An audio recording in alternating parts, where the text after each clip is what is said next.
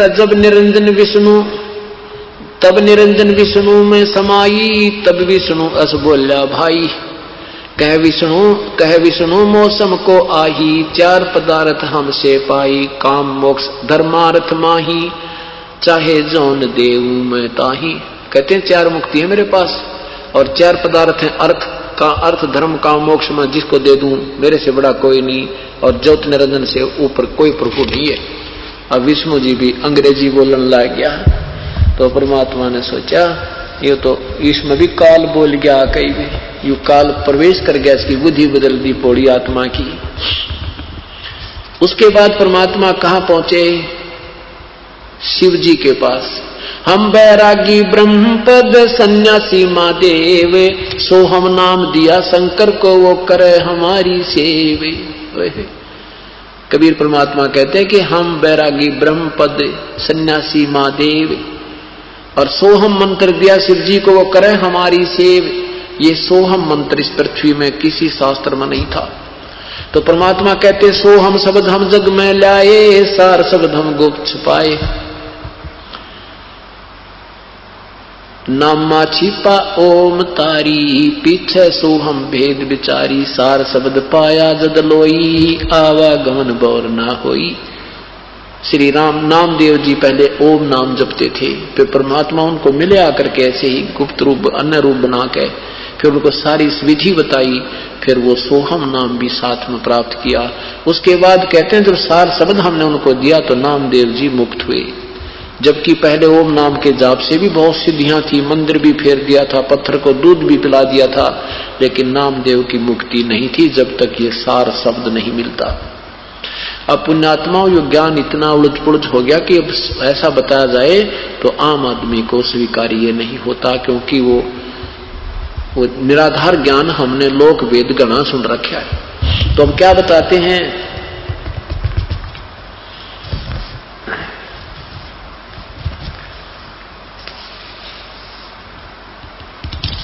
फिर हम शेष नाग के पास भी गया, फिर हम शेष नाग के पास भी गए, उसको भी समझाया, लेकिन शेष नाग ने भी नहीं मानी बात। तब पुन नाग लोक चल गयो, ता से कहू कुछ कहबे लेवो, पुरुष भेद को जानत नाही, लागे सभी काल की छाही। परमात्मा के बारे में कोई नहीं जानता धर्मदास, सब काल के जाल में, काल के आधार पर आधारित है। राखनहारा और चिन्हो बाई, यम सो तो को ले छुड़ाई। ब्रह्मा विष्णु रुद्र जे ध्यावे, वेद जाको गुण नित दिन गावे। जोई पुरुष कहो राखनहारा, सोई तुमको लेकर है गारा। जिसको तुम कहते हो ना ये हमारा भगवान है, वही तुम्हें मार रहा है, परमात्मा बता रहे हैं। शेष खान विष तेज स्वभावु, बचन प्रति हृदय नहीं आओ। अब शेष नाग के कहते ज्यादा ही वो विष का दबाव था, उसने एक नहीं मानी।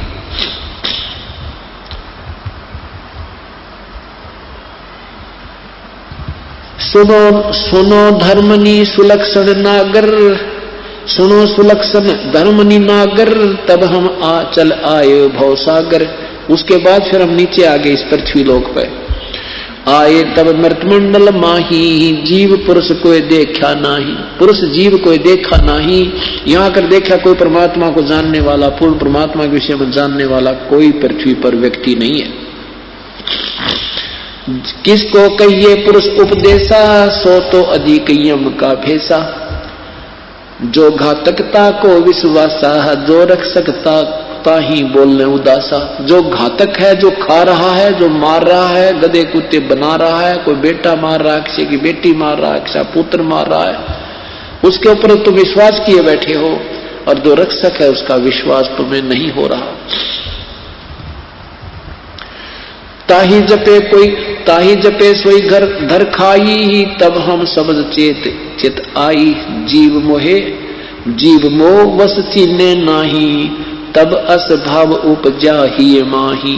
परमात्मा कहते हैं धर्मदास, एक बार तो मेरे मन में इस आया कि इस 21 ब्रह्मांड में आग लगा दूं और इन सब जीवों को ले चलूं, लेकिन फिर अपना ही वचन याद आ जाता है कि ये फिर फाउल पॉइंट है।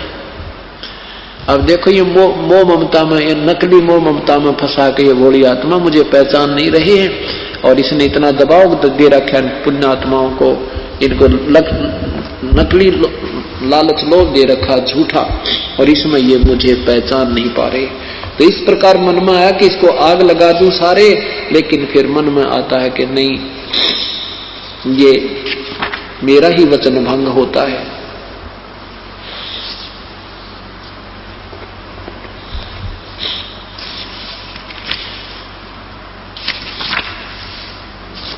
उसके बाद परमात्मा ने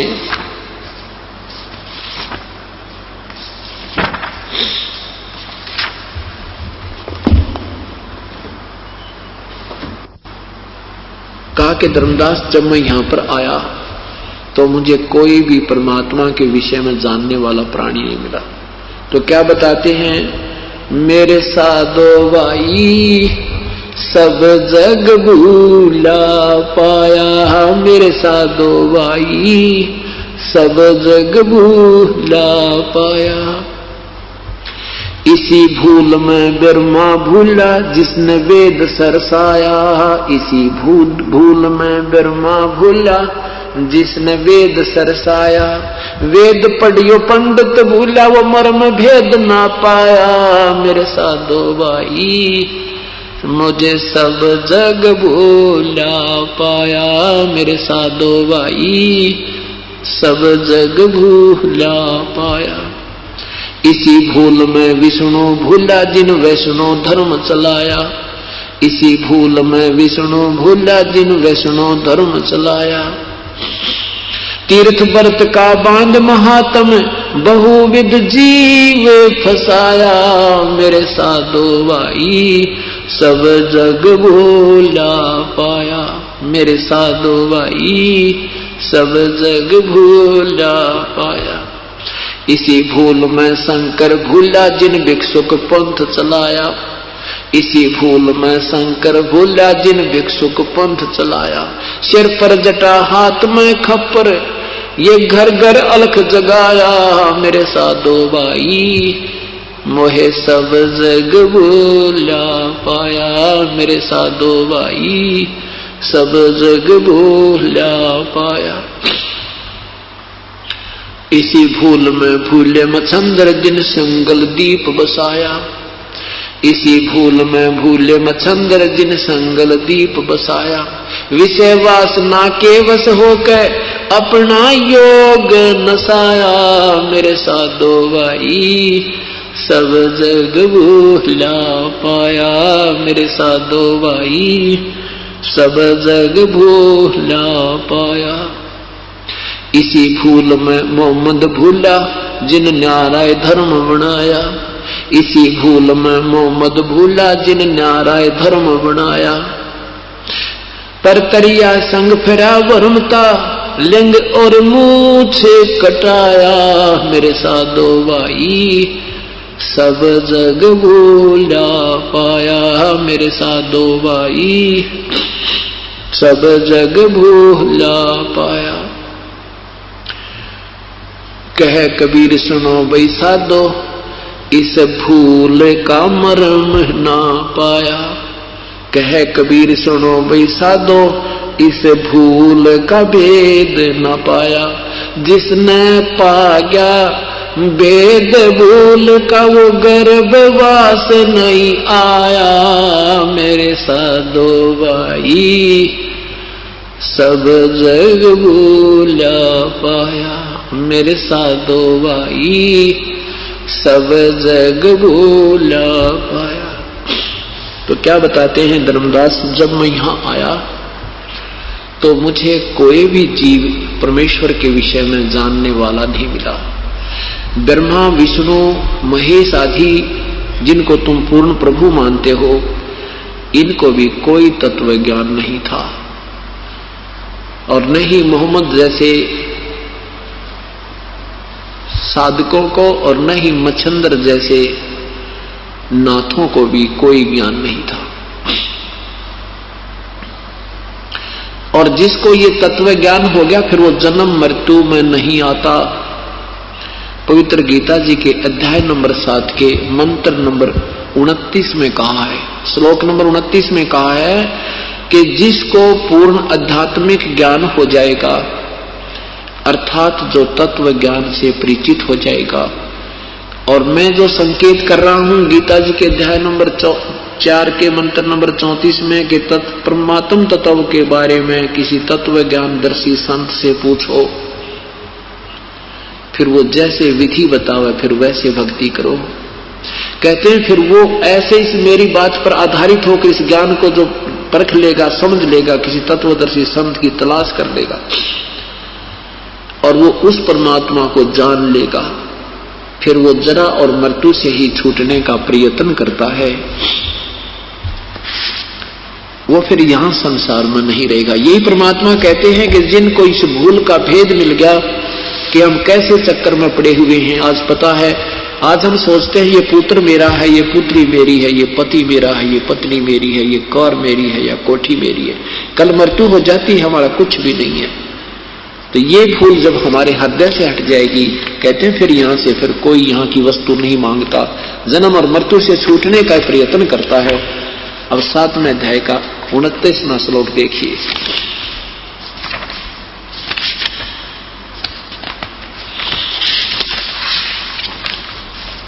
पवित्र गीता जी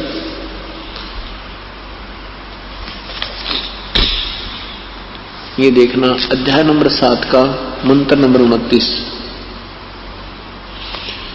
संस्कृत है कि जरा मरण मोक्षाय माम आश्रितः, माम आश्रितः यतन्ति ये ते ब्रह्म तत्, ब्रह्म तत् इसको तत् ब्रह्म भी कह सकते हैं। वे ते तत् ब्रह्म विदु, जो केवल जरा माने बुढ़ापा और मरण माने मृत्यु के मोक्ष के लिए ही जो मेरे इस ज्ञान के ऊपर आश्रित होकर प्रयत्न करते हैं, वो उस परमात्मा को जान चुके हैं। और कृष्णम माने सारे अध्यात्म कर्मम च अखिलम, और सारे अध्यात्म कर्म यानी यहाँ के जो भक्ति ज्ञान को समझ चुके हैं, वो ही जन्म मृत्यु से छूटने का प्रयत्न करते हैं।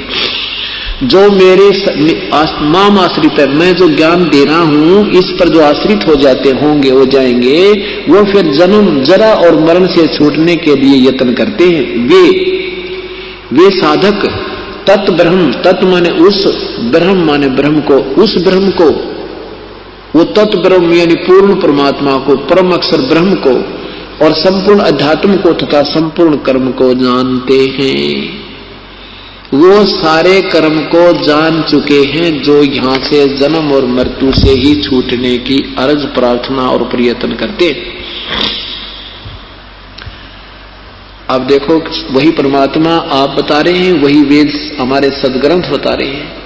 तो तीसरे में क्या लिखा है, अब 7वें अध्याय का 30वां श्लोक, ये केवल 7वें अध्याय में 30 मंत्र है, उसके बाद 8वां प्रारंभ होता है। इसमें लिखा कि जो अधिभूत अधिदेव सहित तथा अधियद सहित मां मुझे अंत काल में भी जानते हैं, वे युक्त चित्त वाले जो मुझे ही जानते हैं।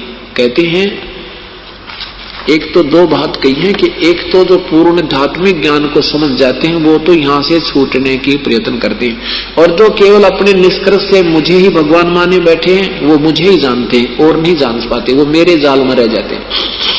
यही गीता जी के अध्याय नंबर 15 के मंत्र 16 और 17 में पूरी सतीथि बताने के उपरांत कि वो परमात्मा कोई और है, वही पूजा के योग्य है, वही सबका पालन करता है और वही जो है सर्वशक्तिमान है, वही वास्तव में पुरुषोत्तम है। तो 15वें अध्याय के 18वें श्लोक में लिखा है कि मेरे को तो लोकवेद के आधार पर पुरुषोत्तम मानते हैं, क्योंकि मैं 21 ब्रह्मांड के अंदर जितने प्राणी मेरे अंतर्गत आते हैं मैं उनसे तगड़ा हूं, इसलिए मुझे पुरुषोत्तम मानते हैं, पर वास्तव में मैं पुरुषोत्तम नहीं हूं। तो इसका यही अर्थ दिया है कि जो मेरे तक सीमित मानते हैं, मुझे ही समर्थ मानते हैं, वो मेरे तक ही सीमित है, और जो उस तत्व ब्रह्म को जानते हैं वो फिर जन्म मृत्यु से छूटने का ही प्रयत्न करते हैं। अब 8वें अध्याय के प्रथम मंत्र में, क्योंकि तरतीवाइज ज्ञान है, तरतीवाइज बिल्कुल तरतीवार, ये 30वां अध्याय 7वें अध्याय का 30वां श्लोक समाप्त हो गया कि वो तो केवल मुझे ही जानते हैं, जो केवल मेरे में ही लीन है, मेरे तक ही सीमित हैं, मुझे ही सब अधिदेव अधियज आदि मानते हैं, वो तो मेरे तक ही सीमित हैं। अब 8वें अध्याय के प्रथम मंत्र में अर्जुन ने पूछा कि भगवान फिर कौन है वो, क्या है वो तत्ब्रह्म? किम तत्ब्रह्म किम अध्यात्म किम कर्म पुरुषोत्तम अधिभूत च किम प्रोक्तम अधिदेवम किम उच्यते। किम किम तत्ब्रह्म, वो तत्ब्रह्म, वो ब्रह्म तत्व, वो परमात्मा कौन है, और के ये अध्यात्म है, के अधिदेव है, क्या अधिभूत है। इसका तीसरे मंत्र में, तीसरे श्लोक में जवाब दिया है। भगवान ने कहा है कि अक्षरम परम अक्षरम ब्रह्म परमम, ये लिखा है परम अक्षर ब्रह्म है वो, परमम अक्षरम ब्रह्म, वो परम अक्षर ब्रह्म है। तत्ब्रह्म कौन है? वो परम अक्षर ब्रह्म है।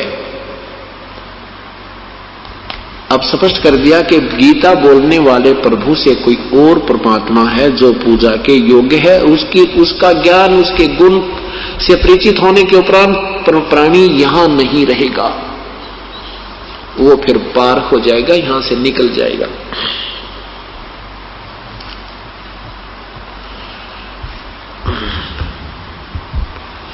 धर्मदास जी को परमात्मा बता रहे हैं कि धर्मदास मैं चारों युगों में आया हूं। तो क्या बताते हैं अब धर्मदास जी परमेश्वर के विषय में, परमेश्वर की महिमा का एक शब्द सुनाते हैं। तुम कर दो पल में पार हो जा रज़ा तेरी, तुम कर दो पल में पार ओ रज़ा तेरी महाराज हो जा मेरे महाराज, जिस पे रज़ा तेरी तुम कर दो पल में पार हो जा। काल कष्ट से जीव दुखी सुन, मन तुम्हारे त्रस आया कना, तपत सतलोक को छोड़ कर सतगुरु इस काल लोक में आए कि ना। तपत शिला पे जीव जड़े थे, उनको देख दुख पाए कि ना। खूब हुई तकरार निरंजन गेल तेरी वा, खूब हुई तकरार निरंजन गेल तेरी, तुम कर दो पल में पार हो जा रज़ा तेरी, तुम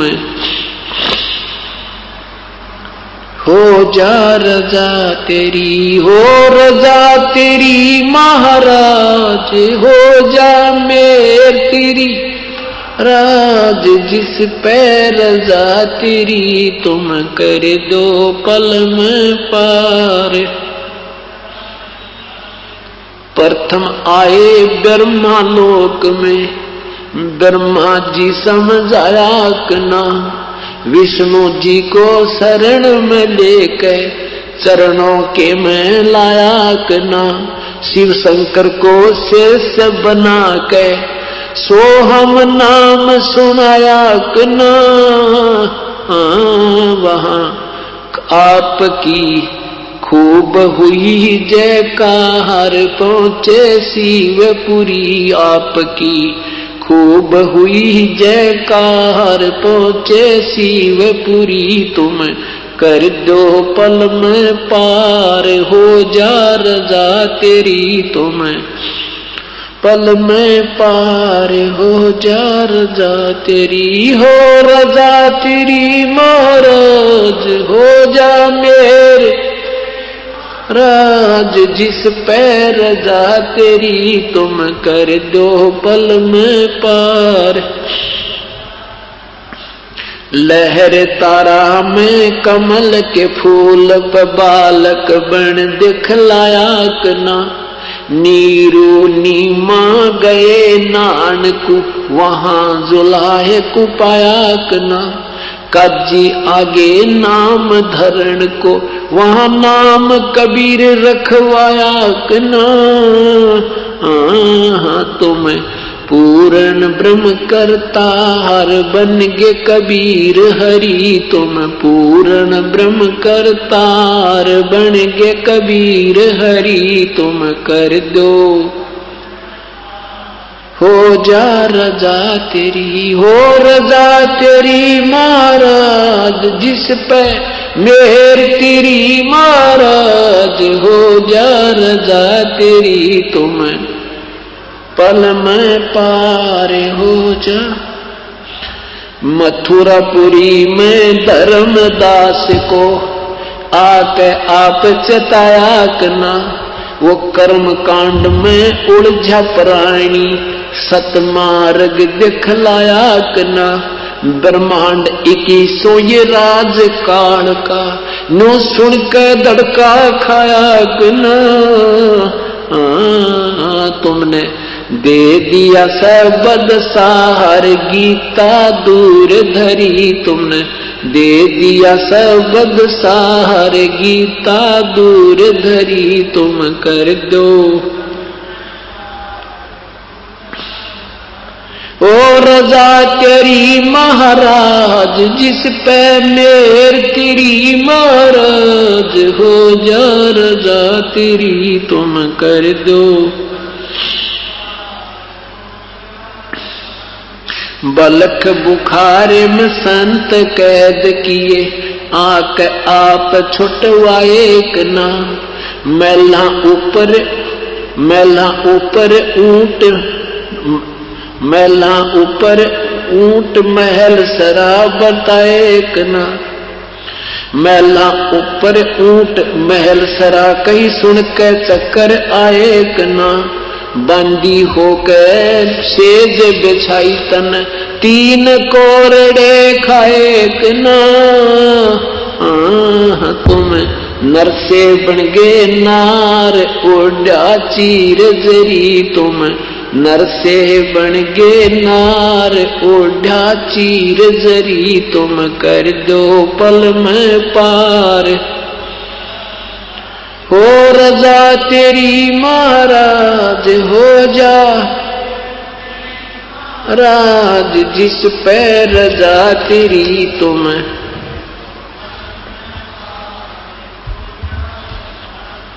ओ तुम कर दो पल में पार हो जा रजा तेरी।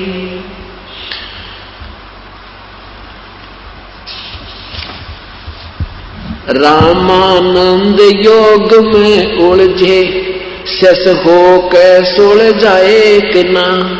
सुपच सुदर्शन को शरण में लेके अपने वचन निभाए कि ना।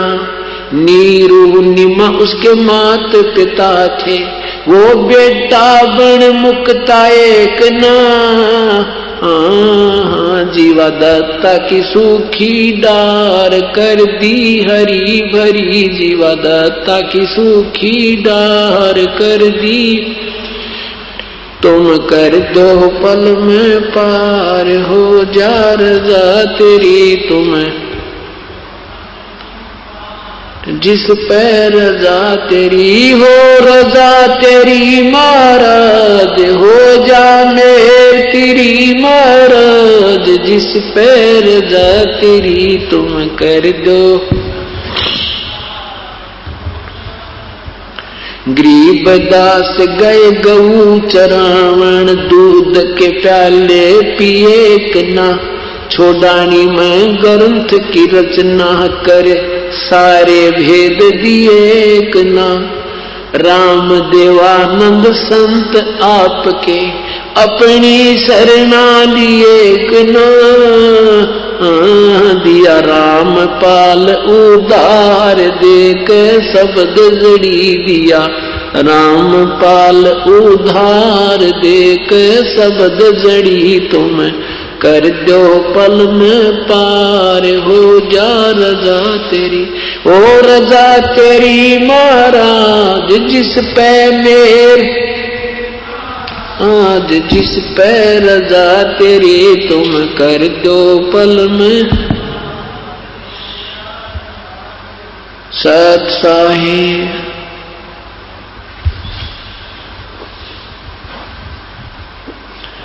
परमात्मा के विषय में गुणगान किए हैं कि हे प्रभु, हम तो आपके साथ बहुत दुर्व्यवहार करके आए थे और फिर भी आपने अपनी अंश आत्माओं पर रहम आया। क्या बताते हैं कि काल लोक में कष्ट से जीव दुखी सुन, काल कष्ट से जीव दुखी सुन, तुम्हारे मन तरस आया कि ना। आपके मन में देख फिर भी हमारे प्रति इतना रहम आया मेरे प्रभु। और सतलोक न छोड़कर परमेश्वर इस काल लोक में आया कि ना। हम तो निकम्मे थे दाता, कहे बुरा कर्म किया, हमने आपको भूल के इस काल में आस्था कर दी। ये प्रभु आप फिर भी हमारे पीछे पीछे लगे रहते हो। और तपस्या पर जीव जड़े थे, उनको देख दुख पाया कि ना। पुण्यात्मा, अपना पुत्र या पुत्री कितनी ही गलती कर दे माता पिता, उसके दुख में फिर भी दुखी रहते हैं। और पता होता है कि ये जो मेरी आज्ञा का उल्लंघन करके जो ये कर्म कर रहे हैं इनको हानि होगी, फिर वो दुखी होते हैं, तो भी माँ बाप उनके कष्ट में दुखी ही हुआ करते हैं। ऐसे परमात्मा हमारे लिए भ्रमते भटकते रहते हैं और फिर भी हम इस परमेश्वर पर विश्वास नहीं कर पाते, क्योंकि काल हमें ज्यादा जो है भ्रमित किए हुए। क्या कहते हैं? अनंत कोट बाजी जहां हम रचे सकल ब्रह्मंडे, गरीबदास हम के करें यू काल करे जीव खंडे। आदरणीय गरीबदास साहिब जी कहते हैं कि कबीर परमात्मा हमें समझाते हैं कि मैं सारे ब्रह्मांडों का रचनहार, सब सृष्टि का मालिक हूं मैं, और फिर भी ये काल की बातों में ये जीव शीघ्र आ जाते हैं। ये झूठा लालच देकर काल से, ये काल के दूत, ये अन्य नकली संत मेरे जीव आत्माओं को मेरे से तोड़ ले जाते हैं, मेरी मर्यादा से बाहर कर देते हैं। तो गरीबदास कबीर साहब कहते हैं कि इब मैं के करूं यू काल करे जीव खंडे, क्योंकि हमारा एक नियम बना हुआ है कि जो हमारी पूजा करेगा वो हमारा हो, और जो हमारी पूजा करेगा वो हमारा सेवक है। जो काल की साधना करेगा वो काल का होगा, उसमें हम डिस्टर्बेंस नहीं करेंगे। और ये काल हमारे से भलो भला कर ले जाता है। तो क्या बताते हैं? मैं रोवत हूं सृष्टि को, ये सृष्टि रोवे मोहे, गरीबदास इस वियोग को समझ न सकता कोई। मैं तो कहता हूं कि मैं परमात्मा हूं और ये पुण्यात्मा मेरी ही तलाश में घूम रहे हैं और सुख की कामना कर रहे हैं। और जिन भगवानों से ये आस्था किए हुए हैं उनसे ये सुख नहीं हो सकते। जो एप्लीकेशन ये लेकर फिर रहे हैं, जो प्रार्थना पत्र ये जिनके सामने रख रहे हैं, ये उन सुखों को नहीं दे सकते। और मैं कहता हूं मैं तुम्हारी ये सब दुख दूर कर दूंगा, पर तुम मुझ पर दृढ़ विश्वास करो। मुझे ये भगवान नहीं मानते। मैं रोवत हूं सृष्टि को, मैं सबको कहता हूं मैं भगवान हूं, मैं कबीर परमात्मा है, ये सारी सृष्टि का रचनहार हूं, मैं जो चाहे सो कर सकता हूं, पर मेरे पर विश्वास करो, मेरी मर्यादा में रहो, मेरा मर्यादा भंग मत करो। और ये संसार मुझे रो रहा है, मुझे ढूंढ रहा है, और मैं कहता हूं मैं हूं। फिर क्योंकि ज्ञान, इस नकली ज्ञान के आधार पर, असत्य ज्ञान के आधार पर तुम मुझे पहचान नहीं पाते। गरीबदास जी कहते हैं, यानी कबीर साहब कह रहे हैं, गरीबदास जी समझा रहे हैं कि हमारे इस वियोग को, हम जो एक दूसरे से विमुख होए बैठे हैं, अब इसने कौन समझावे। इसी के लिए एक तीसरे व्यक्ति की, गुरु की आवश्यकता होती है, जो जीव और पीव का मेल करा दे, जो जीव को पीव का दृढ़ निश्चय करवा दे कि सच। अब चाहे को कितना ही विद्वान बना फिर उसको दृढ़ निश्चय कति नहीं है, वो जब वह फेल हो जाए 2 मिनट में तीसरी बात उस पर चला नहीं, क्योंकि उसका ज्ञान निराधार है। और अब हमारा ज्ञान बिल्कुल आधार होगा, शिला पक्की रखी गई। अब हमें ज्ञान में विचलित कोई प्राणी नहीं कर सकता, और ज्ञान में हम विचलित नहीं होंगे तो भगवान हमारे निकट होगा, क्योंकि हमारी बुद्धि भगवान से दूर नहीं हो सकती, चाहे हमारे पर कितना कष्ट आ जाए। हम फिर इस बात से परिचित हो जाएंगे कि जब हमें परमात्मा के चरणों में भी कष्ट है, इनकी शरण में आने से भी दुख है, इनसे और कौन सा प्रभु है जहां हमें कोई सुख हो सकता है। इतना दृढ़ विश्वास और इतना पूर्ण निर्णय हो जाएगा, जैसे जो पुण्यात्मा इस तत्व ज्ञान से परिचित हो जाएंगी फिर वो विचलित नहीं हो सकते, उनको पृथ्वी पर और सहारा नजर नहीं आएगा। कैसे हो जाएंगे?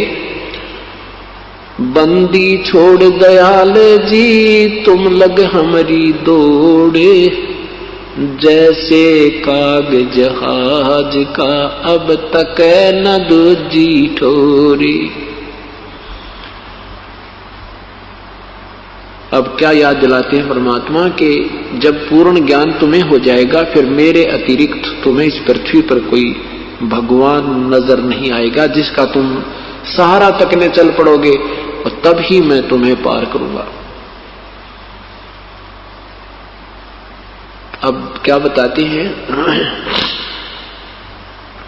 कि जैसे समुद्री जहाज के ऊपर एक कौवे बैठकर चले जाते हैं और वो यात्री खाना खाते हैं, उन कौवों को टुकड़ा डाल देते हैं, वो उसके साथ चले जाते हैं और उसी में बैठकर वापस आ जाते हैं। तो जहाज के चालकों को उन कौवों से एक और काम लेना होता है कि रात्रि के समय 100-150-200 किलोमीटर यात्रा कर लेते हैं, तो सुबह जब सूर्य उदय होता है तो यात्री उस समय के पहले के यात्री और वो चालक असमंजस में पड़ जाते थे कि हमारी दिशा सही है कि नहीं, क्योंकि उस समय ये इतने अच्छे इंस्ट्रूमेंट नहीं थे। उसमें दिशा सूचक होते थे जो कई जगह ऐसे चुंबकीय चट्टानें आ जाती थी जिसके कारण वो डिस्टर्ब हो जाते थे, दिशा बदल जाते थे। वो अपने दिशा सूचक को चेक करने के लिए, उसकी परख करने के लिए उस कौवे का सहारा लेते थे। कौवे में परमात्मा ने ऐसी शक्ति दी है कि जब वो जहां से वो उठाया जाएगा तो वो वहां उसी दिशा को चलता है जिस दिशा से वो चले थे। तो जहाज के जो चालक है वो क्या करते थे, उस कौवे को डला मार देते, पत्थर मारते, उसको जहाज से उड़ा देते, विवश कर देते उड़ने को। वो फिर उस दिशा में चलता जिस दिशा से वो आए थे, जहां से चले थे। पूर्व से चले थे तो पूर्व की तरफ ही उड़ेगा, सीधा उड़ेगा। तो इससे वो अपना आइडिया लगा लेते हैं कि हम ठीक चल रहे हैं, फिर अपने जहाज को सेट कर देते।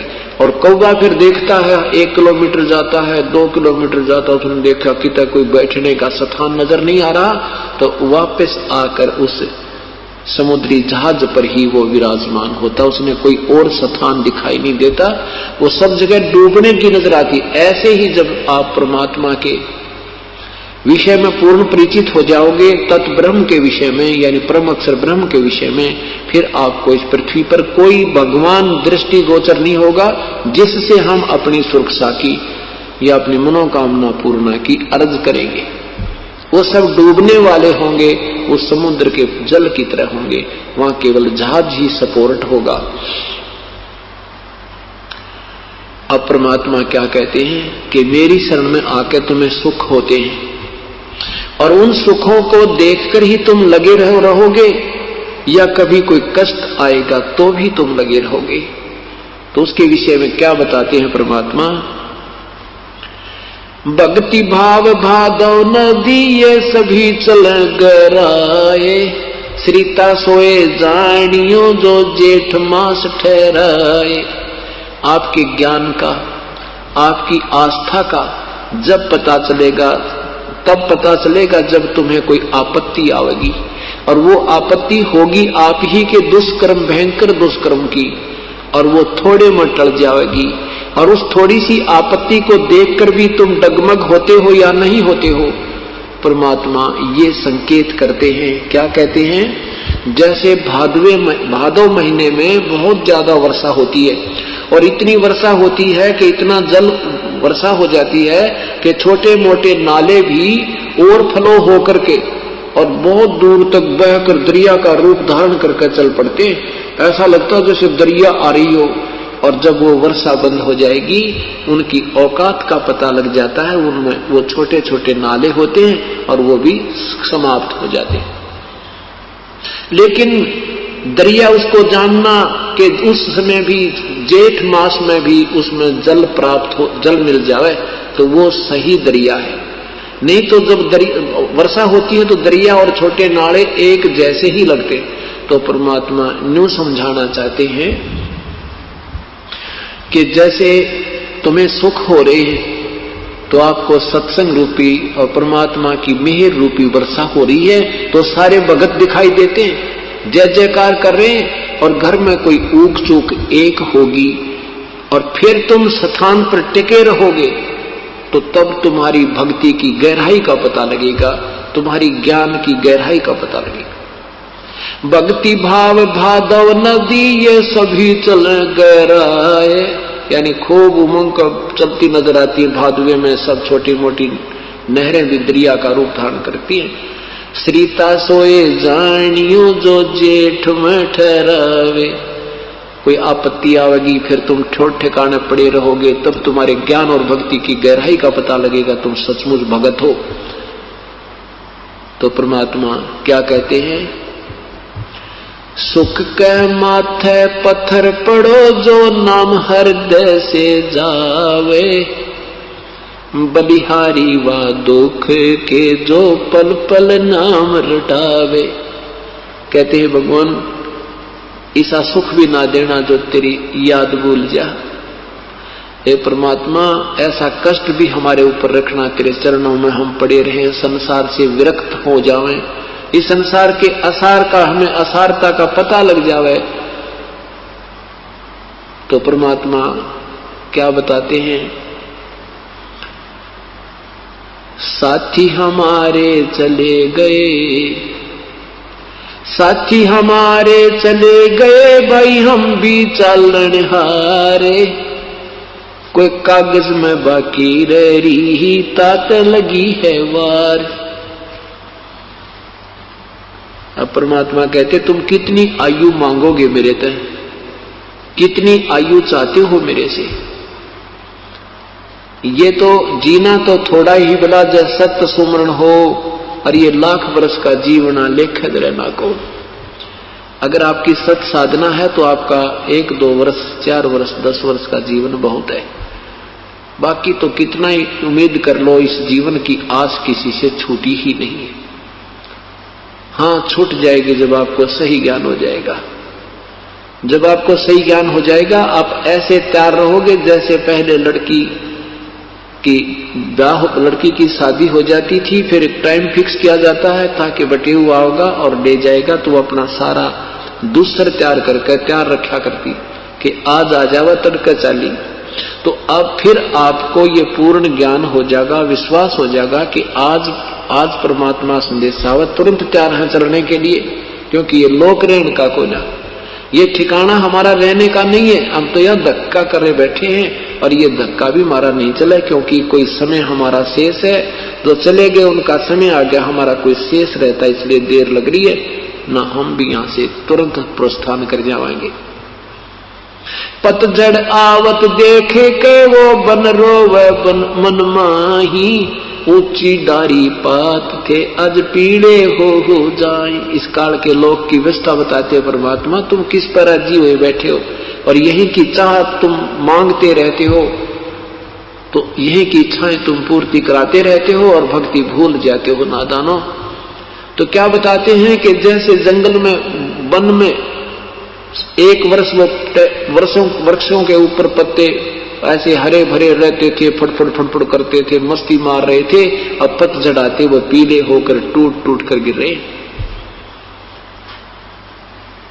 अब वो वन कहता है ये क्या हो गया, ये कल तक तो हरे भरे थे, आज सारा विनाश हो गया, उजड़ गए। ऐसे ही परमात्मा कहते जब महाप्रलय होगी या कोई ना पावे।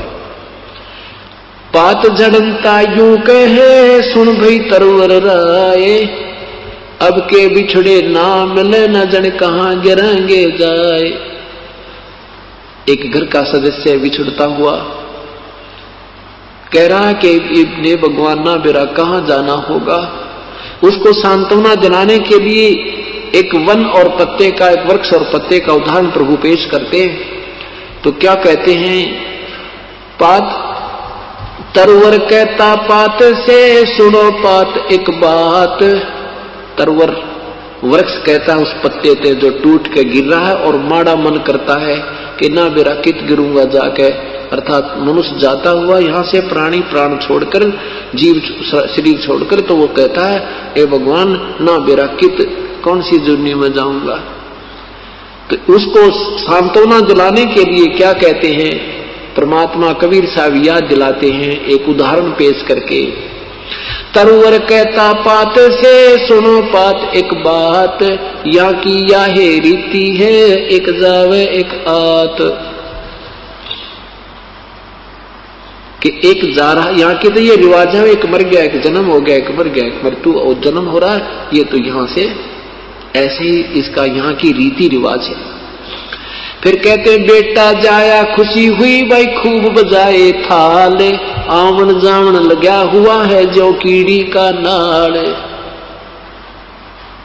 पुत्र होता है राजाओं के तो ढोल बाजे बजाते हैं, गरीब आदमी का पुत्र होता है तो थाली पीटते हैं, अपनी उससे खुशी प्रकट करते हैं।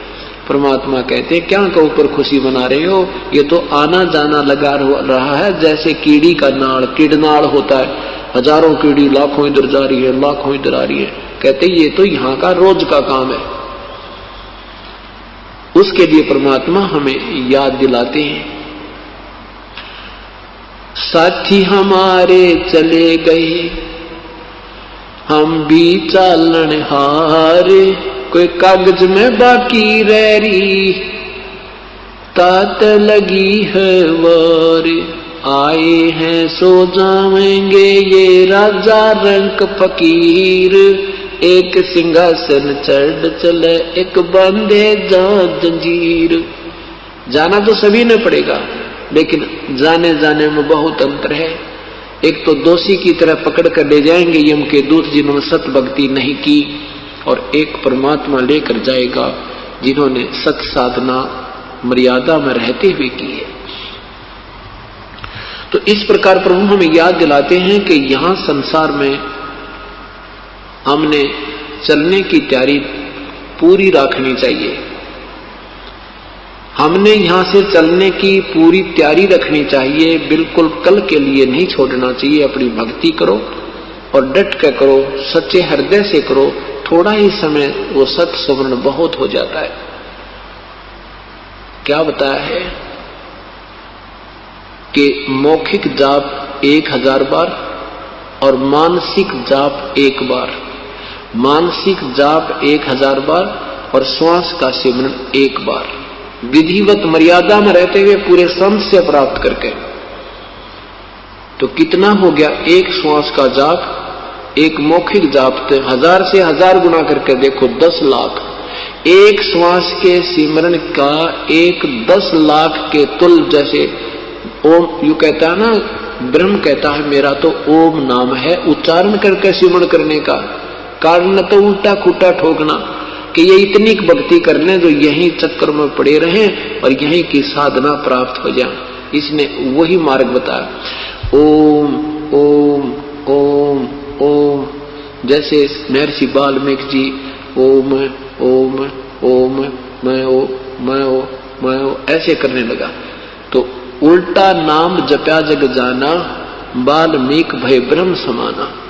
राम राम नहीं जपया था वाल्मीकि जी ने, नहीं, क्योंकि ये ओम नाम नहीं कहा जाता। उपदेशी को नहीं कह सकता ओम नाम जप ले, या ये भी नहीं कह सकता वो ओम ओम जप रहा है, ये भी नहीं कहा जाता था। मर्यादा से हम दूर हो चुके हैं।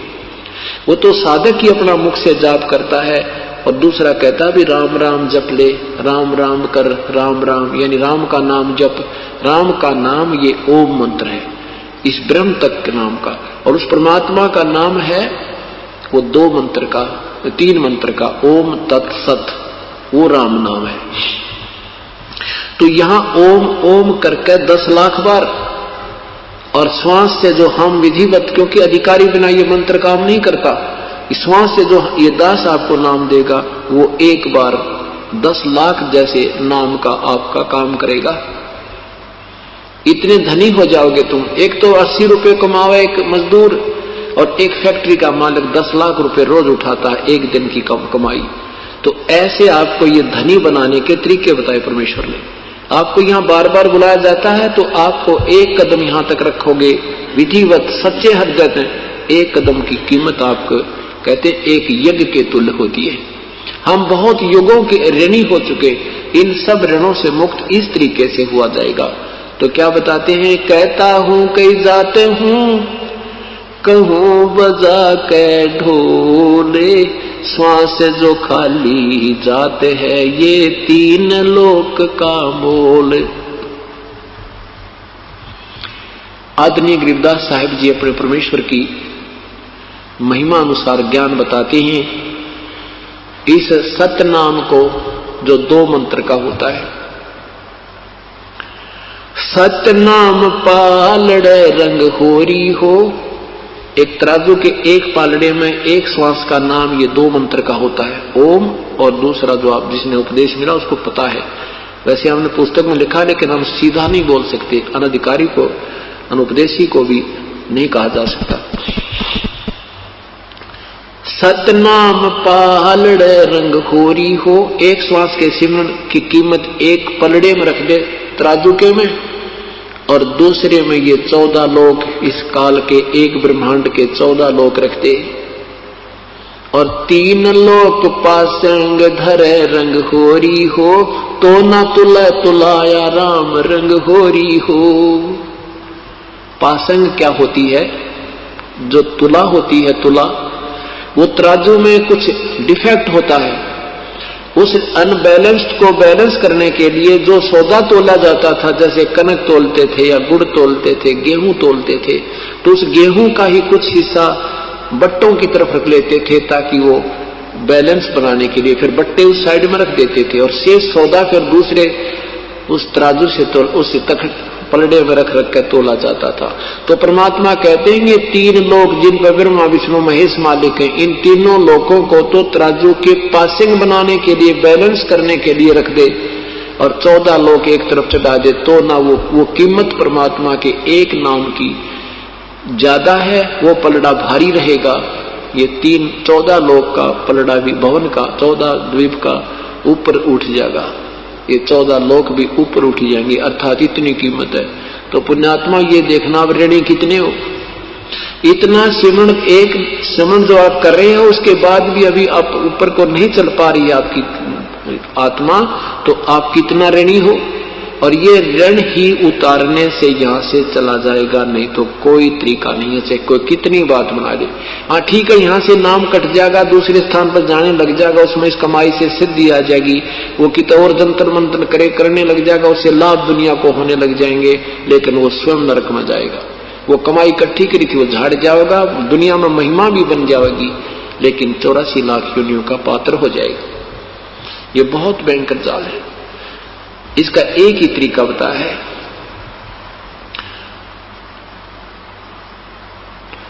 क्या बताते हैं, जीवन तय थोड़ा है भला, जैसत सो मरण हो, लाख वर्ष का जीवना लेख धर न को। अगर सच्चे मन से मर्यादा में रहकर आपका थोड़ा भी सेवन हो गया तो भी आपका काम बन जाएगा, कोई दिक्कत नहीं।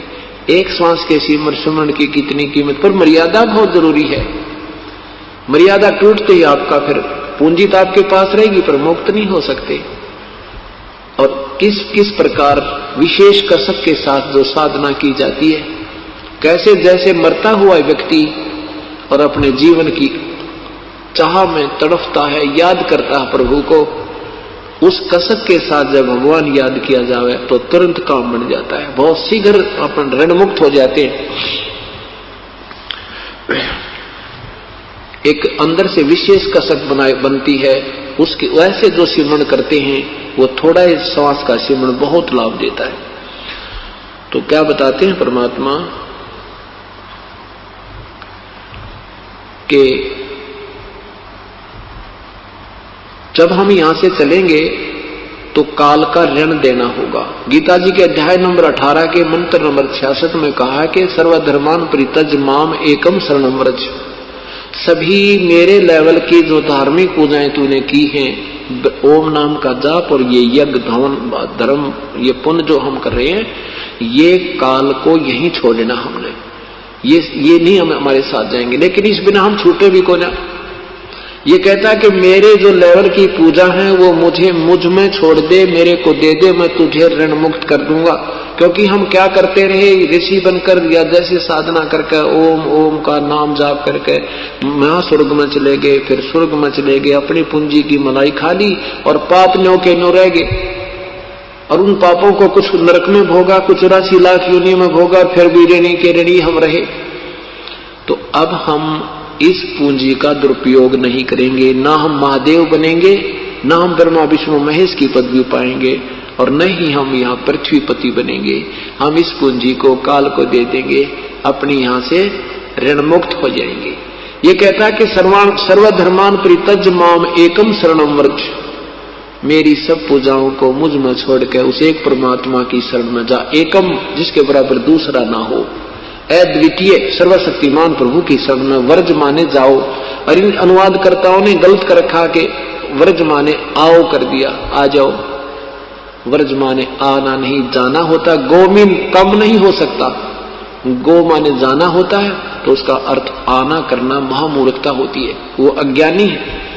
ऐसा ही ना अनुत्तम का अर्थ अति उत्तम किया है, ये अज्ञानी थे, ज्ञानी नहीं। अपने उल्ट पुल्ट सोच लड़ा के ऐसा बनता है, फलाना बनता नहीं, ये ज्ञानहीन प्राणी थे। तो क्या कहा कि सर्वधर्मान परित्यज माम एकम शरणम व्रज अहम तवा सर्व पापेभ्यो मोक्षामि मा शुच। तू चिंता ना करे, फिर मैं तुझे सब पापों से मुक्त कर दूंगा। क्योंकि पाप से ही, अपराध से हम दुख पाते हैं, नरक जाते हैं, गधे कुत्ते बनते हैं, टांग कटती है, आंखें फूटती हैं। हम जब इसका ऋण मुक्त कर देंगे तो ये हमें कुछ नहीं बनाएगा और हमारा यहाँ से पीछा छोड़ देगा। ओम नाम का जाप और ये साधनाएं हम यहाँ छोड़ देंगे। और प्रथम मंत्र जो आपको दिया जाता है वो ब्रह्मा विष्णु महेश और ये माता दुर्गा और गणेश जी के कमलों से हमने बरी होकर के त्रिकुटी तक पहुंचना है। और यहाँ की सुख सुविधा हम उस जेब खर्च से, जो हमारा पहला मंत्र, उसे लाभ मिलता रहेगा, जिससे हमारी ये श्वास के कीमत की पूंजी व्यर्थ नहीं होगी। दूसरा जो मंत्र है वो हम परब्रह्म के लोक में का किराया देंगे, उसके 7 संख ब्रह्मांडों से पार होना है, वो हमें वहां से पार कर देगा, वहां से छोड़ देगा, उसका वो किराया दे जाएंगे। तो दूसरे मंत्र का वो तत्व मंत्र सांकेतिक है। और तीसरा मंत्र जो सार शब्द है वो हमें सतलोक प्राप्ति कराएगा। ऐसे हम मोक्ष को प्राप्त होंगे। बोलो सतगुरुदेव की जय। कि पूर्ण परमात्मा सतलोक से चलकर सर्वप्रथम तपतशिला पर आए, वहां पर उन तपतशिला पर जल रहे प्राणियों को वास्तविक ज्ञान कराया। उसके बाद ज्योति निरंजन काल के साथ परमेश्वर की तकरार हुई, वाद विवाद हुआ। ज्योति निरंजन ने परमात्मा से प्रार्थना की कि हे प्रभु, 3 युगों में जीव कम ले जाना, चौथे युग कलयुग में आप कितने ही प्राणियों को सतलोक ले जाना। परमात्मा ने उसको ये वचन दे दिया कि ठीक है, सतयुग त्रेता द्वापर में मैं कम प्राणी ले जाऊंगा और चौथे युग में कलयुग में मैं बहुत प्राणियों को तेरे से मुक्त करवा दूंगा। अब यहां पर पुण्यात्माओं के मन में एक शंका उत्पन्न होती है कि क्या परमेश्वर को ज्ञान नहीं था कि ये काल उससे क्या मांगेगा? क्या उनको ये पता नहीं था कि वो ये मांगेगा कि 3 युगों में जीव कम ले जाना और चौथे युग कलयुग में कितने ही प्राणियों को मुक्त करा दे जाना। परमेश्वर कबीर साहिब को सर्वज्ञ कहते हैं। परमेश्वर को सर्वज्ञ, सर्वशक्तिमान, अंतर्यामी, जानी जान की उपाधि प्राप्त है। उनको पता था कि ये बालक के मांगेगा। मेले में बच्चा अपने माता पिता के संग होता है, पिता को पता होता है ये क्या मांग सकता है। वो ज्यादा से ज्यादा 20 रुपए का खिलौना, बढ़िया सी कार मांग सकता है, और इतनी उस समर्थता उस पिता की होती है। इसलिए उस बच्चे को कि हर वस्तु को जो मांगना चाहता है पिताजी उपलब्ध करा देता है। परमात्मा को मालूम था कि ये क्या मांगेगा,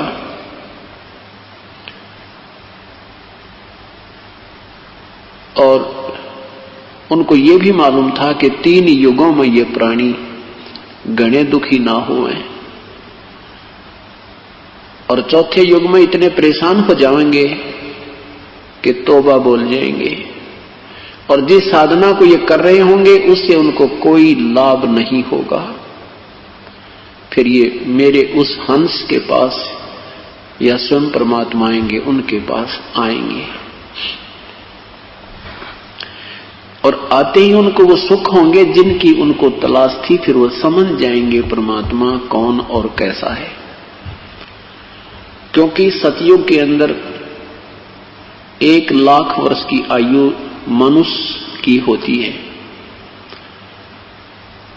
उसमें इतना सुंदर शरीर, इतना सुदृढ़ शरीर होता है, बहुत लंबा चौड़ा, कम से कम 30-35 फुट ऊंचाई एक मनुष्य के शरीर की होती है, और बहुत तगड़ा शरीर होता है, स्वस्थ शरीर होता है, शुद्ध विचार होते हैं, राग द्वेष और ये विषय वासना उसमें ज्यादा नहीं होती।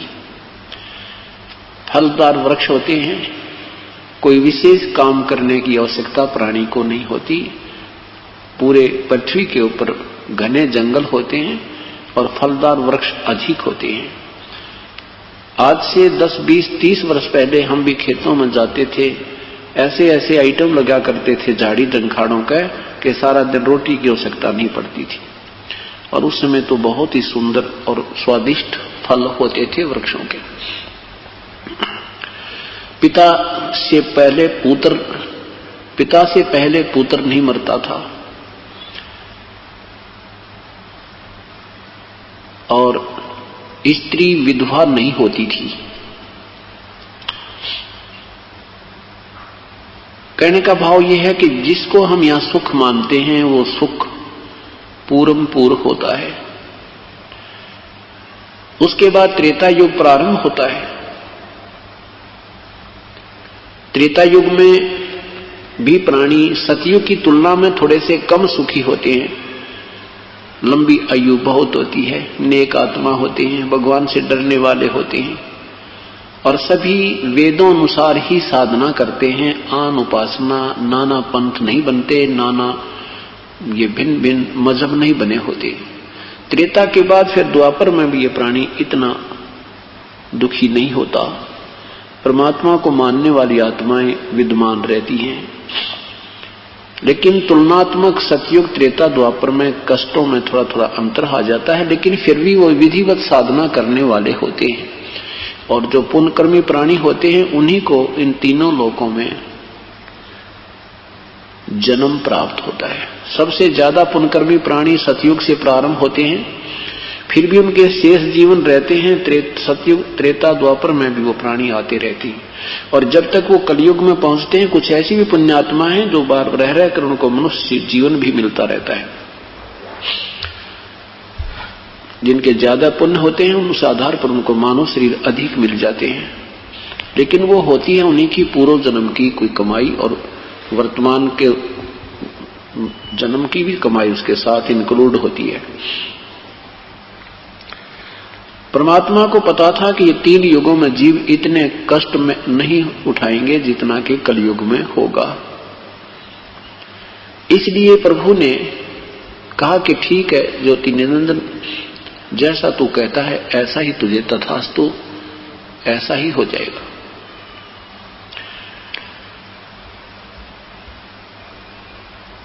अब कलयुग में क्या होगा? काल ने कहा था प्रथम अंश हमा, प्रथम दूत प्रगटे मम जाई, पीछे अंश तुम्हारा आई। काल कहता है कि पहले मेरे दूत चले जाएंगे और सबको गुमराह कर देंगे, देवल धाम और देव पुजाई। जाओ ज्ञानी संसारा, जीव न माने कहा तुम्हारा। बेशक जाओ जोगजीत, तुम संसार में कोई भी प्राणी तेरी बातों को नहीं मानेगा।